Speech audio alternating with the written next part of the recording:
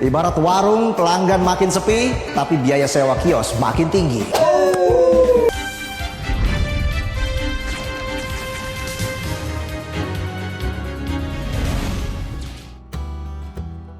PT Media Televisi Indonesia atau Metro TV adalah sebuah jaringan televisi swasta berita yang berkedudukan di Indonesia. Saluran ini resmi mengudara sejak 25 November 2000 di Jakarta. Pada awalnya didirikan sebagai perusahaan patungan antara Media Group dan Bimantara Citra. Sejak Oktober 2003, Metro TV seluruhnya dimiliki oleh Media Group, yang juga memiliki Harian Media Indonesia dan Lampung Post. Jadi, bagaimana sejarah Metro TV? Nah, jadi PT Media Televisi Indonesia mendapat izin siaran nomor 800-MP-PM-1999 pada 25 Oktober tahun 1999 setelah memenangkan seleksi pendirian televisi yang diumumkan Departemen Penerangan di tanggal 12 Oktober 1999 bersama 4 perusahaan televisi baru lainnya, yakni DPN TV, PR TV, Trans TV, dan GIP. Saat itu namanya sempat disebutkan di berbagai media massa sebagai MTI TV atau Media Televisi Indonesia dengan cakupan siar terbatas di Jakarta. Metro TV awalnya dirintis oleh 2 orang, yakni Surya Paloh, pemilik Media Indonesia Group atau kelompok usaha yang juga memiliki surat kabar Media Indonesia, dan Sumita Tobing, seorang eksekutif pertelevisian yang pernah bekerja di TVRI dan SCTV. Sumita lah yang mendapatkan izin bagi mendirikan Metro TV, namun kemudian ia mengundurkan diri karena adanya niat Paloh untuk melakukan kerjasama dengan Bimantara Citra yang merupakan perusahaan cendana. Nah, walaupun demikian, rencana Paloh untuk mendirikan televisi berita tetap berlanjut, dan setelah direncanakan pada April, Juni, dan Desember tahun 2000, Metro TV memulai uji coba siarannya pada 25 Oktober tahun 2000 dengan merelay acara-acara dari CNN Internasional. Pada tanggal 18 November tahun 2000, Metro TV menyiarkan acara perkenalannya, yakni Preview Night, yang menampilkan cuplikan-cuplikan acara yang akan ditayangkan nantinya, disertai penandatanganan prasasti peresmian oleh Presiden Abdurrahman Wahid. Acara tersebut termasuk siaran pra-perdananya yang dilakukan dalam waktu 7 hari selanjutnya, berlangsung selama 4 jam. Minggu berikutnya, pada 25 November tahun 2000, Metro TV memulai siaran nasionalnya, mulanya di 7 kota di seluruh Indonesia selama 20 jam sehari.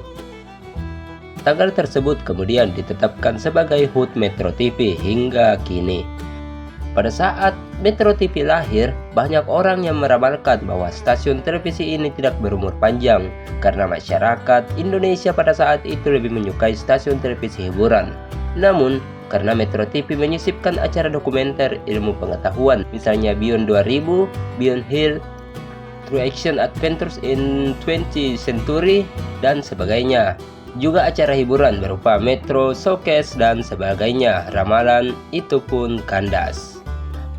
Paloh kemudian tetap melanjutkan rencana kerjasamanya dengan Bimantara, perusahaan yang dimiliki oleh Bambang Trihatmojo. Modal awal yang dikeluarkan dalam pendirian Metro TV adalah 200 miliar.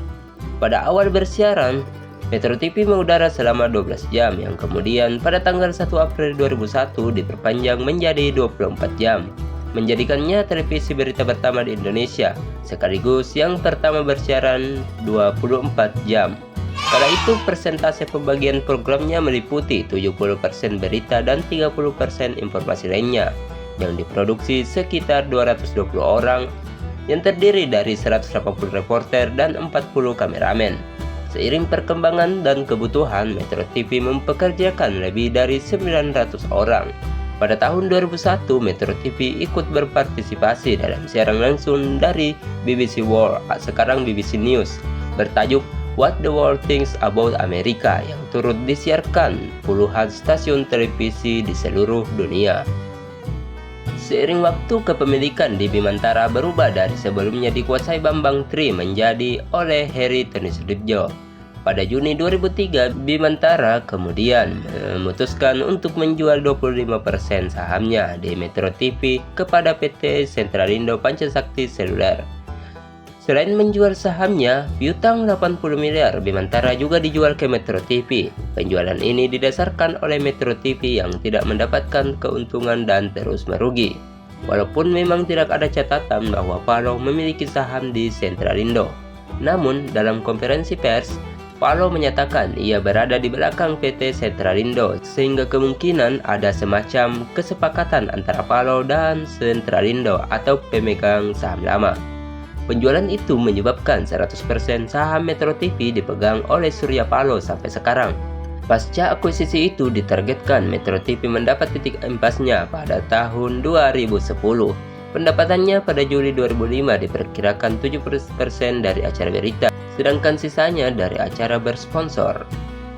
Di tahun 2004, Metro TV melakukan perjanjian pertukaran berita dengan beberapa TV asing seperti Channel News Asia, Channel 7 Australia, Al Jazeera Qatar, Voice of America atau VOA, China Central Television Asia atau CCTV, dan ABS CBN Filipina. Dengan adanya kerjasama ini diharapkan Metro TV bisa mendapatkan berita yang cepat dan akurat dari Asia. Dan di sisi lain, TV asing bisa mendapatkan berita secara cepat dari Indonesia dengan merelay siaran Metro TV setiap saat. Pada masa itu pula, porsi pemrograman berubah menjadi berita 60 dan 40% hiburan di hari kerja.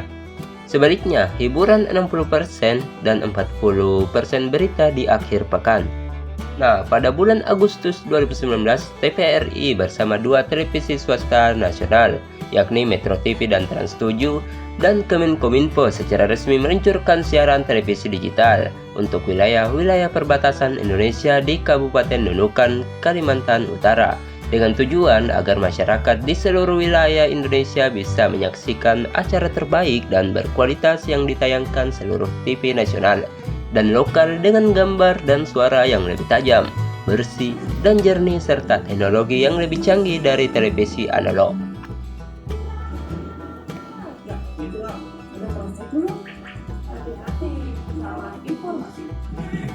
Berita viral memang selalu bikin gempar. Di Newsline kami kasih lebih. Jadi Anda tidak hanya jadi